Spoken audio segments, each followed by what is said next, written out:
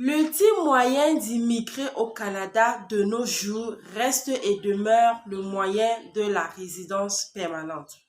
Dans cette vidéo, je veux te parler et je vais te démontrer comment est-ce que toi également, tu peux immigrer au Canada en 2024 au travers de la résidence permanente. C'est facile que ce que tu ne penses. C'est de ça que je veux te parler dans cette vidéo et c'est tout de suite. Salut tout le monde, bienvenue sur ma chaîne YouTube. Comment est-ce que vous allez les amis? J'espère que vous allez très bien. De mon côté, je vais très bien comme d'habitude. Si c'est ta première fois ici, je te souhaite la bienvenue. Je m'appelle Amandine Abba et sur cette chaîne YouTube, je te parle principalement de l'immigration. Il est bien vrai que je fais également des vidéos sur le mariage, sur la foi et également des vlogs, mais principalement de l'immigration comme je l'ai dit. Alors si tout cela t'intéresse, donc je t'invite à faire deux choses qui sont très importantes. La première, c'est de t'abonner et la deuxième, c'est d'activer ta cloche de notification afin que tu sois notifié lorsque je poste les prochaines vidéos. Et à tous ceux qui sont juste de retour, welcome back guys, bienvenue la famille. Alors les amis, comme je vous l'ai dit en introduction de cette vidéo, l'ultime moyen d'immigrer au Canada de nos jours, le seul moyen qui ne te donnera pas les mots de tête, qui ne te fera pas réfléchir, qui ne te fera pas te demander comment est-ce que tu vas faire une fois que tu seras sur le territoire canadien, c'est la résidence permanente. Pourquoi est-ce que je le dis? Je le dis parce que nous savons très bien que les autres moyens, c'est-à-dire le visa visiteur, le visa étudiant et le visa travail, sont des moyens très difficiles de nos jours et encore même, ceux-mêmes qui sont déjà sur le territoire canadien avec ces visas temporaires, résidents temporaires, n'ont pas le sommeil tranquille parce que il faut réfléchir pour voir comment régulariser sa situation en devenant résident permanent. Nous sommes tous au courant de ce que l'immigration canadienne est en train de faire face aujourd'hui de nos jours. Alors toi qui n'es pas encore sur le territoire canadien par exemple et que tu es en train de te demander quel est le chemin qu'il faut prendre, par quoi est-ce que tu dois passer pour pouvoir immigrer au Canada, sache que le Canada est toujours ouvert. Mais ce que je te dis aujourd'hui, c'est que tu ferais mieux de choisir le moyen de la résidence permanente. Alors, plusieurs personnes également se découragent parce que ils ont la fausse information. On leur dit peut-être que la résidence permanente c'est difficile, c'est pas facile d'être tiré, il faut les tests de langue, blablabla, etc. Oui, c'est vrai. Il faut que tu aies les tests de langue, il faut que tu entres dans les bassins, il faut que tu sois tiré avant de pouvoir suivre ta procédure de résidence permanente. Mais les amis, sachez que il n'y a pas que le test de langue qui fait quand tu sois tiré dans un bassin. Tu peux avoir les tests de langue et aussi, il y a des personnes qui se disent que non, il faut à tout prix avoir les C1, les C2 pour être tiré ou alors avoir des très bons scores pour être tiré. Avoir des très bons scores, c'est une très bonne chose, les amis. Et là encore, même c'est pour entrée express. Pour ceux qui veulent faire le bassin d'entrée express, là, il est conseillé d'avoir de très bons scores. Les C1 ou les C2, si possible, ok? Mais lorsqu'on parle de Arima, lorsqu'on revient dans le bassin Arima, il n'est pas toujours obligé d'avoir des C1 et des C2 pour être tiré dans le bassin Arima. Parce que voilà ce qui décourage la majorité des personnes. Ils se disent que si je ne vais pas faire le test de langue, je ne vais pas avoir des bonnes notes, alors mon test ne va pas être serviable, il ne va pas me servir parce que même si j'en traverse dans le bassin, je ne vais pas être tiré. C'est archi faux, les amis, c'est archi faux. Nous accompagnons des personnes qui sont en train de faire leur procédure de résidence permanente. Et je vous dis que ces personnes-là, il y a des personnes qui sont tirées avec des B1 dans le bassin Arima.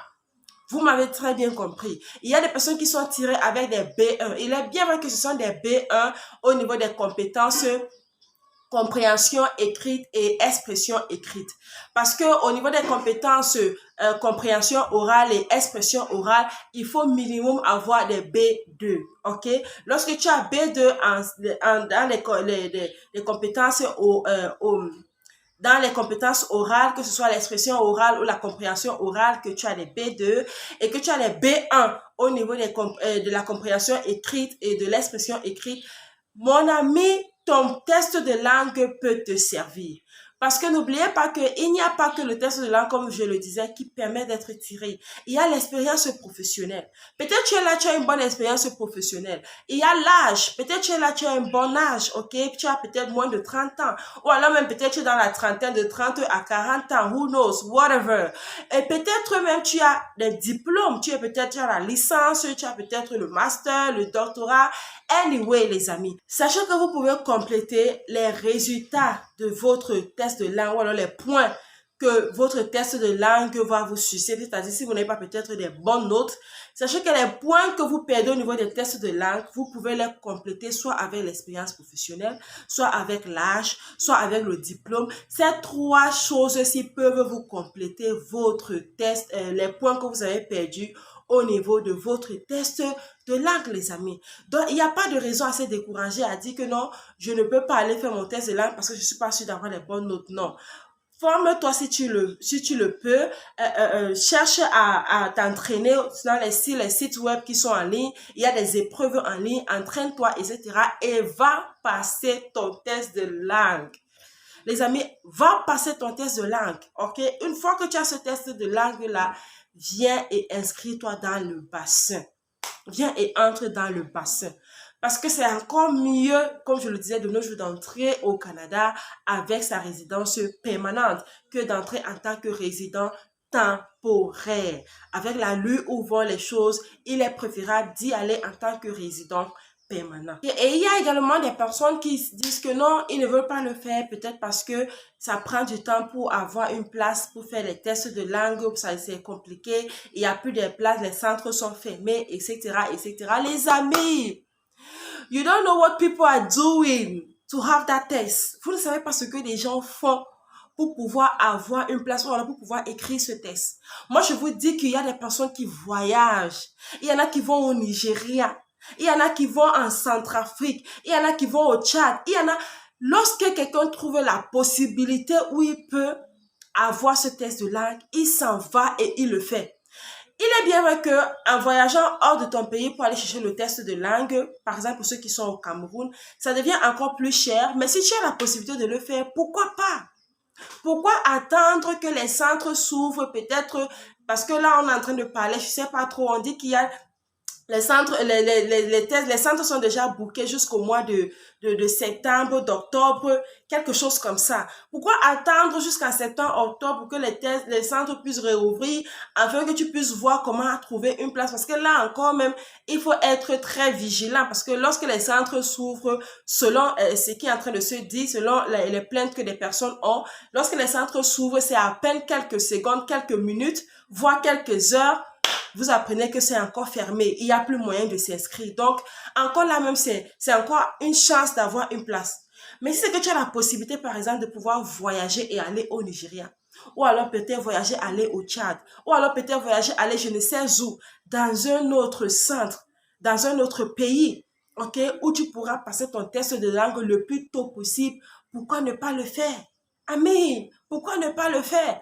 Lorsqu'on se lève pour faire un projet d'immigration comme celui de l'immigration canadienne, on doit être prêt parce que c'est quelque chose, c'est comme un puits d'argent. C'est quelque chose qui va te sucer, c'est quelque chose qui va te prendre de l'argent, mais tu sais quand même que non, tu es en train de mettre ton argent dans quelque chose qui vaut la peine. Oui, qui vaut la peine, les amis. Il est bien vrai. Je ne vais pas nier que chacun a son Canada, hein, parce que je peux parler comme ça. Il y a des personnes qui, pour eux, ça ne leur dit rien. L'immigration canadienne ne leur dit rien parce que où ils se trouvent, ils s'en sortent. Peut-être tu es en Europe, peut-être tu es en Asie, peut-être tu es même en Afrique, peut-être tu es aux États-Unis, I don't know whatsoever. Et puis, où tu te trouves, tu t'en sors bien, tu gagnes bien ta vie, tu n'as pas de problème. Amen. Pour toi, l'immigration ne te dit rien. Bon, là, c'est ton quotidien, là, c'est ta réalité à toi. Mais il y a également des personnes qui, vraiment, l'immigration, pour eux, c'est leur objectif premier pour l'année 2024. Alors, si tu fais partie de la catégorie des personnes dont l'immigration est l'un des objectifs premiers, mon ami, lève-toi et fais ce que tu dois faire pour cette immigration-là. Donc, même s'il faut voyager, si tu as la possibilité de le faire pour aller chercher ton test de langue, voyage, va chercher ton test de langue. Moi, je vous ai dit que nous accompagnons des personnes dans les procédures d'immigration pour la résidence permanente. Je vous parle des personnes qui ont voyagé hors du Cameroun pour aller chercher le test de langue et aujourd'hui qui sont tirés.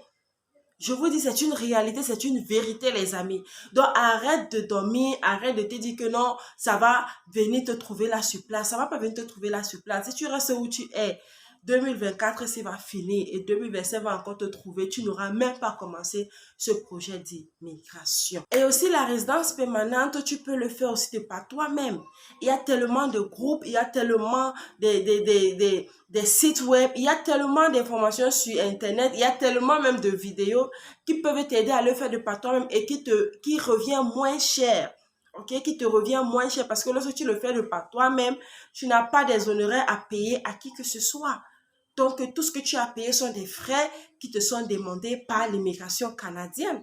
Les honoraires que tu devais payer à quelqu'un là, cet argent-là, tu complètes cela et tu payes des frais qui te sont demandés par l'immigration canadienne. Et aussi, avoir le statut de temporaire, que ce soit visiteur, que ce soit étudiant, que ce soit travailleur, est devenu et en train de devenir très, très coûteux. Oui, parce qu'il faut le dire, les amis, n'oubliez pas que l'immigration canadienne a ouvert des puits et des personnes sont entrées, ok? Les gens sont entrés en masse au Canada et ce n'est que normal que lorsque les personnes entrent, ok, la main d'œuvre elle devient plus abondante que le travail, que l'offre même. La demande devient plus grande que l'offre. Et lorsque la demande est plus grande que l'offre, c'est normal qu'il commence à avoir des difficultés, il commence à avoir des problèmes. C'est la raison pour laquelle vous allez voir des personnes qui disent parfois que c'est en train de devenir difficile d'avoir un emploi au niveau du Canada. Et imaginez-vous que c'est le cas. Et lorsque vous vous rendez, par exemple, dans des sites web pour postuler de par vous-même, c'est devenu compliqué. Lorsque tu postules de par toi-même pour avoir un emploi au Canada et que tu es encore hors du Canada, c'est compliqué parce que il y a la demande sur place, il y a la main-d'œuvre sur place déjà. Donc, les employeurs préfèrent employer ceux qui sont déjà sur place et encore même que ceux qui sont déjà sur place, ce n'est toujours pas évident pour eux de se décrocher un job, d'avoir un emploi. Et maintenant, tu vas te dire, ok, tu vas aller vers les agences d'immigration qui vont te promettre le travail à 100%. Et là encore, c'est plus coûteux parce que tu vas devoir leur payer. Et là, ça devient c'est-à-dire, ils t'achètent le travail plutôt. Et c'est encore très, très cher. Vous voyez un peu, c'est la raison pour laquelle je vous dis que les amis, l'ultime moyen reste la résidence permanente. Alors, après ce long temps d'attente sans avoir fait de vidéo, je suis venue aujourd'hui pour t'encourager, pour te dire que, écoute, lève-toi, fais ce que tu dois faire pour cette immigration-là. Ok? Fais ce que tu dois faire pour cette immigration afin que ce projet puisse voir le jour. If you continue to sleep, it's never going to come to pass, right? Si tu continues de dormir, cela ne va jamais, au grand jamais arriver. Alors la famille, c'est tout ce que je voulais vous dire dans cette vidéo-ci là. J'espère qu'elle vous a été très utile et qu'elle vous a surtout encouragé. Alors si c'est le cas, likez la vidéo, laissez un commentaire, abonnez-vous, partagez toutes ces bonnes choses que vous savez toujours faire la famille. Alors, je vous vois dans ma prochaine vidéo. Merci d'avoir regardé celle-ci jusqu'à la fin. D'ici à là, les amis, que le Seigneur vous bénisse. Bye bye.